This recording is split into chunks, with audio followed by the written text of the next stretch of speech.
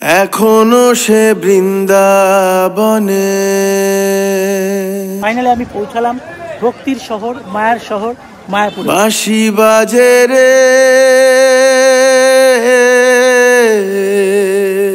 বন্ধুরা, এই মুহূর্তে আমি দাঁড়িয়ে রয়েছি পৃথিবীর সেই বিখ্যাত ইস্কন মন্দিরের একদম সামনে।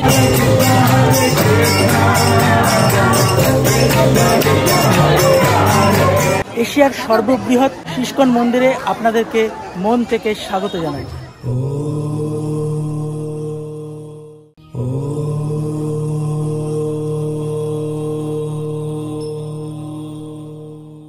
মায়ার শহর মায়াপুর, আর এই মায়াপুরেই রয়েছে পৃথিবীর সবচেয়ে বড় কৃষ্ণ মন্দির তথা মায়াপুরের ইস্কন মন্দির।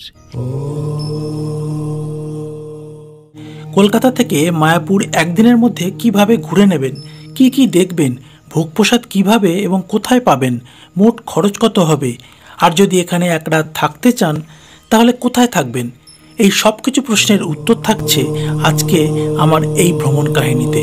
সুপ্রভাত বন্ধুরা, আজকে হলো 16ই আগস্ট 2025 শনিবার। গোল্ডেন টিপ চ্যানেলের পক্ষ থেকে তোমাদের সকলকে জন্মাষ্টমীর অনেক অনেক শুভেচ্ছা। তা এই মুহূর্তে আমি রয়েছি সত্তর স্টেশনে 1 নম্বর প্ল্যাটফর্মে। আমরা প্রথমে আজকে যাব 3:20 শিয়ালদা কৃষ্ণনগর লোকাল ধরে কৃষ্ণনগর জংশন। আমরা টিকিট কেটে নিয়েছি, টিকিট মূল্য হলো 25 টাকা। তাহলে চলো যাওয়া যাক।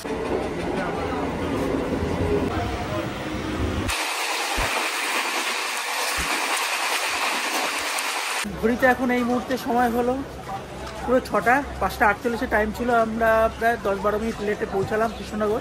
বন্ধুরা, স্টেশন থেকে আমরা আজকে সকালে ব্রেকফাস্টটা করে নিলাম। কৃষ্ণনগর স্টেশনে কিন্তু পুরি খুবই বিখ্যাত। তো বন্ধুরা, ঘড়িতে এই মুহূর্তে সময় এখন 6:25।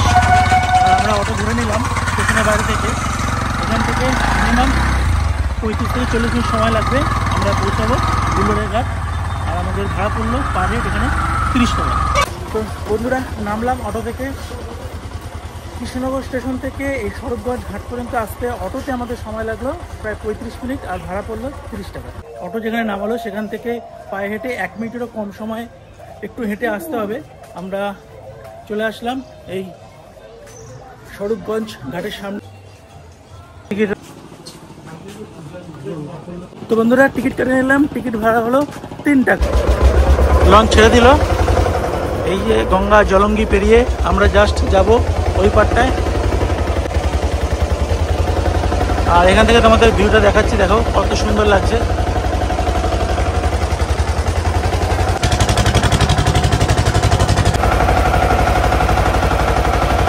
দু মিনিটেরও কম সময়ে আমরা চলে আসলাম এপারে। এবার এখান থেকে আমাদের একটা টোটো করে যাবো একদম মন্দিরের সামনে, বা তোমরা হেঁটেও যেতে পারো, একদমই খুবই সামনে। তোমরা মন্দিরে যাওয়ার জন্য তোমরা দেখছো এরকম প্রচুর অটো টোটো এরকম লাইন দিয়ে দাঁড়িয়ে আছে। এখান থেকে তোমাদের মন্দিরে যেতে 10 টাকা নেবে। চলুন যাওয়া যাক। যাবে মন্দির যাবে, করতেই লাগবে। তো বন্ধুরা, আমরা একটা টোটো নিয়েই নিলাম। বন্ধুরা, তোমাদের আরও একটা ইনফরমেশন দিয়ে রাখি। এই মন্দিরে যাওয়ার পথের যে রাস্তাটা রয়েছে তার দুপাশে কিন্তু প্রচুর হোটেল রয়েছে, যেখানে কিন্তু তোমরা থাকতে পারবে। এছাড়াও কিন্তু মন্দিরের ভিতরেও অনেক নিবাস রয়েছে, সেখানেও তোমরা থাকতে পারবে। তো বন্ধুরা, ঘড়িতে এখন সময় 7:22। আমি এই মুহূর্তে রয়েছি শ্রী মায়াপুর চন্দ্রজয় মন্দিরের একদম সামনে। এই হলো প্রবেশপথ। তো বন্ধুরা, ঘড়িতে এখন সময় 7:25। ফাইনালি আমি পৌঁছালাম ভক্তির শহর, মায়ার শহর মায়াপুরে। তো বন্ধুরা, এই মুহূর্তে আমি দাঁড়িয়ে রয়েছি পৃথিবীর সেই বিখ্যাত ইস্কন মন্দিরের একদম সামনে। এশিয়ার সর্ববৃহৎ ইস্কন মন্দিরে আপনাদেরকে মন থেকে স্বাগত জানাই। তো বন্ধুরা, এই হলো মায়াপুরের সেই সর্ববৃহৎ পৃথিবী বিখ্যাত ইস্কন মন্দির। আর তোমরা বাঁদিকে দেখবে এরকম ননস্টপ হরিনাম সংকীর্তন। এই জায়গাটায় কিন্তু অখণ্ড হরিনাম সংকীর্তন হয়ে থাকে। 24 ঘন্টা হরিনাম সংকীর্তন এখানে তোমরা দেখতে পাবে।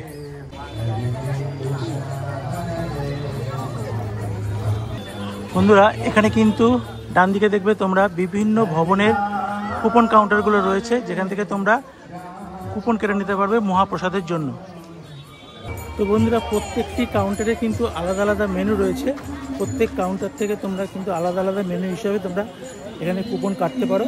তো তোমাদের দেখিয়ে দিচ্ছি এক একটা কাউন্টারের কোন কোন কাউন্টারে কোন কোন মেনু পাওয়া যাচ্ছে। সুলভ প্রসাধন কুপন অ্যাভেলেবল। এখানে আছে মহাপ্রসাদ হিসেবে খিচুড়ি, অন্নভাত, সবজি, রসাডাল, সবজি লাবড়া। গীতা ভবনের প্রসাদ কাউন্টার।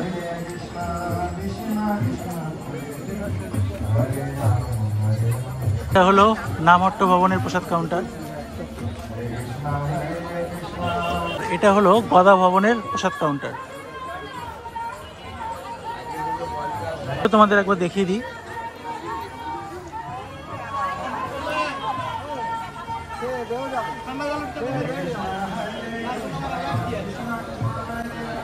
এখানে দৈনিক অনুষ্ঠান সূচির টাইমিংগুলো তোমাদের একবার দেখিয়ে দিলাম। মন্দিরের ডান দিকে কিন্তু এরকম তোমরা অনেক দোকান পাবে যেখান থেকে পুজোর সামগ্রী তোমরা নিয়ে নিতে পারো। আর এই বাঁ দিকে দেখছো সেই প্রভুপাদের মন্দির, সমাধি মন্দির। তো বন্ধুরা, আমরা সকালে কুপন কেটে নিয়েছিলাম গদা ভবন থেকে 80 টাকা মূল্যের। তোমরা চাইলে বিভিন্ন কাউন্টারে বিভিন্ন রকম প্রসাদ কাউন্টার রয়েছে, 40 টাকা, 50 টাকা, 80 টাকা, বিভিন্ন দামের রয়েছে। তোমরা তোমাদের সুবিধা মতো নিয়ে যাও। এখন গদা ভবনে যাচ্ছি, আমাদের টাইম আছে 1টা থেকে 2:30টার মধ্যে।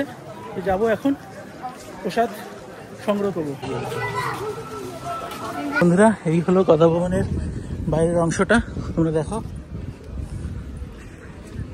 চারিদিকটা কতটা সুন্দর। আর তোমরা চাইলে কিন্তু এখানেও রুম বুক করে থাকতে পারো, কিন্তু আজকে কোনো জায়গায় রুম খালি নেই, সব জায়গায় পুরো ফুল বুকিং। তো চলো আমরা এখন যাই, তাড়াতাড়ি টাইম হয়। এই হলো প্রসাদ সংগ্রহের জায়গা। এখানে কিন্তু একসাথে প্রচুর লোক প্রসাদ গ্রহণ করতে পারবে। তোমরা দেখো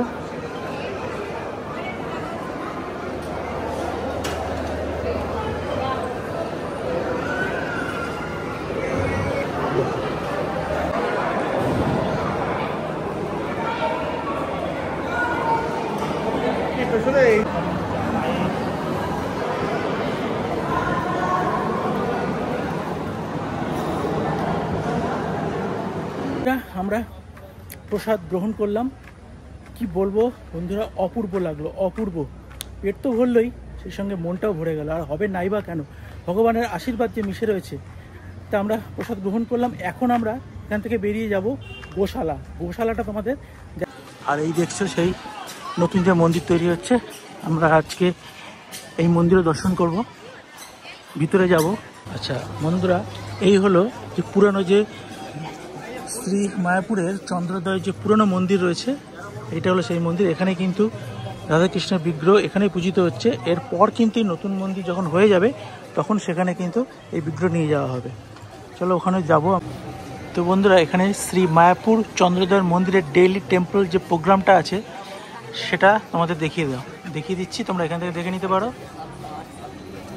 মঙ্গল আরতি কখন হবে, দর্শন আরতি, ভগবত পাঠ।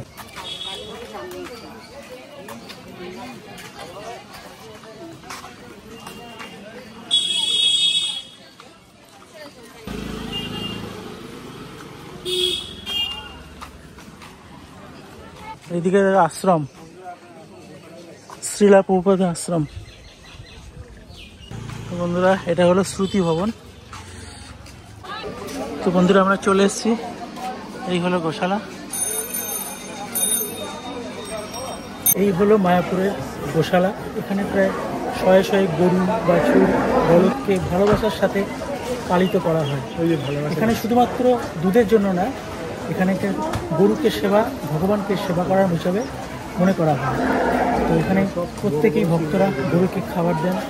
এছাড়াও ব্রাহ্মণ ভক্তরা তাদের গরুকে সেবা করে নিজেদের পুণ্য লাভ করে। আপনারা চাইলে আপনারাও কিন্তু নিজ হাতে এসব গরুদের খাওয়াতে পারেন। জীবনের একটি আনন্দময় অভিজ্ঞতা হয়ে থাকবে। তো এই হলো মায়াপুরের গোশালা। কি আছে দেখি,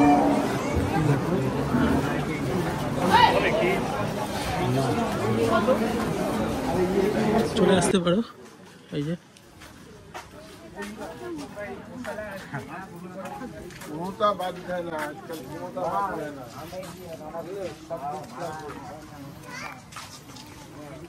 তো বন্ধুরা, আমাদের গোশালা পরিক্রমা হয়ে গেল।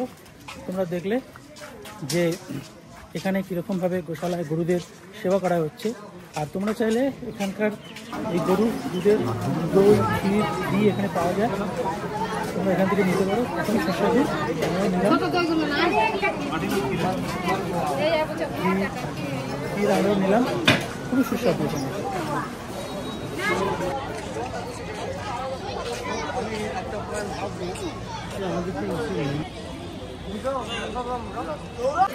তো বন্ধুরা, এবার বলে রাখি আপনারা মায়াপুরে এসে থাকবেন কোথায়। মায়াপুরের মন্দির চত্বরের বাইরে কিন্তু প্রচুর হোটেল রয়েছে, এসি নন এসি, 1000 টাকা 1500 টাকার মধ্যে আপনারা পেয়ে যাবেন। এছাড়াও আপনারা চাইলে মন্দির চত্বরের ভিতরেও কিন্তু প্রচুর ভবন রয়েছে, যেমন গদা ভবন, নামহট্ট ভবন, এরকম প্রচুর ভবন রয়েছে, যেগুলোতে আপনারা 1000 টাকা 2000 টাকা 3000 টাকা থাকতে পারবেন। তবে অবশ্যই আগে থেকে অনলাইনে বুকিং করে আসতে হবে। তবে আমি বলবো আপনারা মন্দিরের পিছনে চলে আসুন, এখানে অনেক শ্রুতি ভবন, চৈতন্য কুটির রয়েছে, অনেক কুটির রয়েছে, যেগুলোতে আপনারা কিন্তু অনেক সস্তায় 100 200 300 টাকাতেও আপনারা রুম পেয়ে যাবেন। তবে অবশ্যই এখন এই সিজনটা ছেড়ে অবশ্যই আসতে হবে আপনাদের অফ সিজনে। আজকে জন্মাষ্টমী উপলক্ষে কিন্তু প্রচণ্ড ভিড় রয়েছে আজকে। তো আজকে এখানে কোনো রুমই পাইনি আমরা, তো অনেক কষ্টে আমরা আজকে একটা রুম নিয়েছি, একটাই রুম নিয়েছি, 1500 টাকা পড়লো এসি রুম। সেই রুমটা তোমাদের দেখিয়ে দিচ্ছি। নতুন যে মায়াপুরের নতুন যে ইস্কন মন্দিরটি হয়েছে তার ভিতরে যাব, এখানে কিন্তু 50 টাকা করে নিচ্ছে ভিতরে যাওয়ার জন্য, সেটা আমি দেখে নেবো আমরা। চলুন এবার যাওয়া যাক। বন্ধুরা, তোমাদের আরও একটা ইনফরমেশন দিয়ে রাখি, পুরনো যে রাধা গোবিন্দের মন্দির রয়েছে, যেখানে এখন বিগ্রহ রয়েছে আর কি, সেখানে যেতে হলে তোমাদের কিন্তু জুতো, মোবাইল, ব্যাগ রেখে তারপরে কিন্তু মন্দিরে প্রবেশ করতে হবে। আমরা টিকিট কেটে নিলাম, নতুন মন্দিরে যাওয়ার জন্য 50 টাকা করে নিচ্ছে।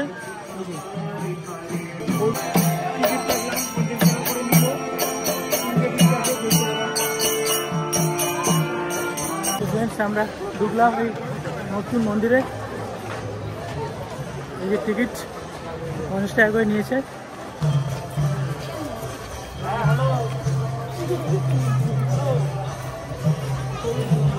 বেশ কিছুটা খাড়াই কিন্তু আমাদের উঠতে হচ্ছে। তো বন্ধুরা, বেশ কিছুটা সমান্তরালভাবে আমাদের নিচটা না, ওই পুরোনো মন্দির থেকেই ঠাকুরজি এখানে শিফট হয়ে যাবেন। চেষ্টা চলছে 2026-এর শেষের দিকে ওপেনিং হবে। ফার্স্ট ফ্লোরে এবং সেকেন্ড ফ্লোর, থার্ড ফ্লোর পর্যন্ত এক্সিবিশন তৈরি হবে। এখানে বৃহৎ ভাগবতম অনুসারে গোপকুমারের সমস্ত লীলা বর্ণনা করা হবে। পরে আপনারা উপরে উঠে ঘুরে ঘুরে দর্শন করতে পারবেন। খুব সুন্দর এক্সিবিশন তৈরি হবে। উপরের দিকে দেখান, মাঝখান থেকে একটি ঝাড়বাতি ঝুলানো থাকবে, যে নিচে তৈরি হচ্ছে একটি স্যান্ডেলিয়ার, এটা উপর থেকে ঝুলানো থাকবে। আর এক একটা ব্রহ্মাণ্ড এইভাবে ঘুরতে থাকবে। শ্রীমদ ভাগবত অনুসারে আপনারা এখানে দেখতে পাবেন 14 ভুবন, 14 স্টেপ, ভূ, ভুব, স, জন, তপ, মহা, সত্য। তারপরে আছে চিন্ময় ধাম, যেখানে থাকেন ভগবান বিষ্ণু। বৈকুণ্ঠ ধাম, সবার উপরে আছে রাধা কৃষ্ণের ধাম, গোলক, বৃন্দাবন। এক একটি ব্রহ্মাণ্ড এইভাবে ঘুরতে থাকবে, যাতে মানুষ ক্লিয়ারলি বুঝতে পারে যে আমাদের উপরে কটা লোক রয়েছে। দেবদেবী কোথায় থাকেন, শিবজি কোথায় থাকেন, ব্রহ্মাজি কোথায় থাকেন, ঋষিমুনি লোক কোথায় থাকেন, ভগবান বিষ্ণু কোথায় থাকেন এবং রাধা কৃষ্ণ কোথায় থাকে, ক্লিয়ারলি আপনি এখান থেকে বুঝতে পারবেন। এখন ডিসাইড আপনাকে করতে হবে আপনি কোথায় যেতে চান। আপনার সিদ্ধান্ত অনুসারেই আপনি সেই লোকে পৌঁছবেন। নিচে যে 7 প্ল্যানেট রয়েছে, তল, অতল, ভূতল, সুতল, মহাতল, তলাতল, রসাতল, সেগুলি 3য় নম্বর ডোমে থিয়েটারের মাধ্যমে বর্ণনা করা হবে। মানে ভালো কর্ম করলে প্রমোশন হবে, খারাপ কর্ম করলে ডিমোশন হবে। এই জন্য মন্দিরের নাম দেওয়া হয়। এই নবদ্বীপ ধাম মন্ডল পরিক্রমা করছিলেন জীব গোস্বামী আচার্যকে নিয়ে। তিনি বলে গিয়েছিলেন যে দেখো হে জীব, এইখানে এক অদ্ভুত মন্দির হইবে প্রকাশ, গৌরাঙ্গের নিত্য সেবা হইবে বিকাশ। কি এখানে একটা অদ্ভুত মন্দির তৈরি হবে, আর সারা পৃথিবীতে মহাপ্রভুর বাণী প্রচার হবে। হরে কৃষ্ণ নাম। আজকে আমরা দেখতে পাচ্ছি যে শ্রীল প্রভুপাদজি কৃপায় সারা বিশ্বব্যাপী হরিনাম প্রচার চলছে, তাই না? জয় নিত্যানন্দ প্রভু কে, শ্রী গৌরাঙ্গ মহাপ্রভু কে, মায়াপুর নবদ্বীপ ধাম কে, একটা অদ্ভুত বৈদিক তারামণ্ডল মন্দির কে। এটাই গৌর প্রেমানন্দে হরি বল। আমরা খুবই সৌভাগ্যবান যে আমাদের জীবনে বিশ্বের সর্বশ্রেষ্ঠ মন্দির আমাদের বাংলার বুকে পশ্চিমবঙ্গে তৈরি হচ্ছে। সারা পৃথিবীর লোক এখানে ছুটে আসবে। হরে কৃষ্ণ, রাধে রাধে। এই মন্দিরে খরচ প্রায় 1000 কোটি টাকার কাছাকাছি পৌঁছে যেতে পারে, 1000 করোড়, যার মধ্যে 300 কোটি টাকা একজনই দিয়েছেন। তিনি হচ্ছেন আমেরিকাবাসী অ্যালফ্রেড বুশফোর্ড, হেনরি ফোর্ডের গ্রেট গ্র্যান্ডসন, শিল প্রভুপাদজির অন্যতম শিষ্য। তিনি যখন বৈষ্ণব দীক্ষা নিয়েছিলেন ওনার নাম হয়েছিল অম্বরীশ দাস। বর্তমানে প্রায় 77 থেকে 78 বছর বয়স ওনার। আমেরিকাতে তিনি এখন অসুস্থ, আপনারা প্রার্থনা করবেন আজকে জন্মাষ্টমী যাতে তিনি সুস্থ হয়ে ওঠেন। খুবই অসুস্থ, হসপিটালে অ্যাডমিট আছেন। আপনারা বিশেষভাবে প্রার্থনা করবেন ভগবানের কাছে, শ্রী শ্রী রাধা মাধব নৃসিংহদেব মহাপ্রভুর কাছে। অম্বরীশ দাস ওনার দীক্ষিত নাম হচ্ছে অম্বরীশ দাস। ইউটিউবে সার্চ করলে দেখতে পাবেন, যাতে তিনি সুস্থ হয়ে ওঠেন। সবাই একটু প্রে করবেন ভগবানের কাছে। তো ওনার স্ত্রী কিন্তু আমাদেরই বাংলার বাঙালি, ওনার ওয়াইফ কিন্তু কার্যের জন্য নিচে ডোনেশন বক্স রয়েছে, ওখানে আপনারা অনুদান করতে পারেন গেটের কাছে, বা আমাদের অফিস রয়েছে টিএভিপি সেবা অফিস, ফান্ড রাইজিং অফিস, অনলাইনেও দিতে পারেন। কেননা এই সুযোগ বারবার আসবে না, এটা কোনো সাধারণ মন্দির নয়। আমরা যে দর্শন করছি আমরা খুবই ভাগ্যবান। হরে কৃষ্ণ কৃষ্ণ কৃষ্ণ হরে হরে, হরে রাম রাম রাম হরে হরে। জয় শ্রী প্রভুপাদ কি। এই দুটো মন্দির মিলিয়ে প্রায় 10,000 লোক একসঙ্গে নৃত্য করতে পারবে। প্রায় 14টা লিফট হবে, পরে আপনারা লিফটে করে উঠে দর্শন করতে পারবেন। এই লাইনে একটা ব্যাস আসন তৈরি হবে, আমরা যে লাইনে দাঁড়িয়ে রয়েছে এখানে ইসকন প্রতিষ্ঠাতা আচার্য জগৎগুরু শ্রী প্রভুপাদজিকে এখানে স্থাপনা করা হবে।